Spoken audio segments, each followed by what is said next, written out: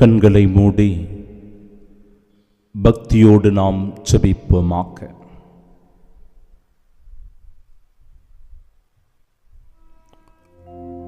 ஒப்பற்ற செல்வமாகிய எங்கள் ஆண்டவர் இயேசு கிறிஸ்துவே, உம்மை முழுமையாய் ஆதாயமாக்கிக் கொள்ள இந்த உலகத்தில் எங்களுக்கு கிடைக்கும் எல்லாவற்றையும்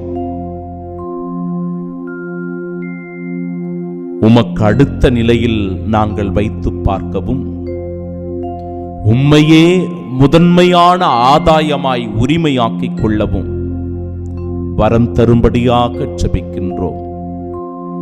சில நேரங்களில் நீர் இருக்க வேண்டிய அந்த உன்னதமான, பரிசுத்தமான, புனிதமான, முதன்மையான, தலையாய இடத்தில் சில நேரங்களில் பணத்திற்கோ, அதிகாரத்திற்கோ, புகழுக்கோ நடிகைகள், நடிகர்கள், தலைவர்கள், அரசியல்வாதிகள் என இவர்களுக்கு முக்கியத்துவம் கொடுத்து அவர்களை முதன்மையாக, தலையாக வைத்து வாழ்ந்து கொண்டிருக்கிறோம்.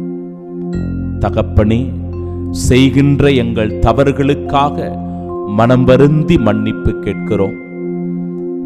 நாங்கள் மனம் மாறியவர்களாய் உம்மை பின்பற்றி உம்மை ஆதாயமாக்கிக் கொண்டு வாழ வரம் தர வேண்டுமாய் உம்மை நோக்கி வேண்டி மன்றாடி ஜெபிக்கின்றோம்.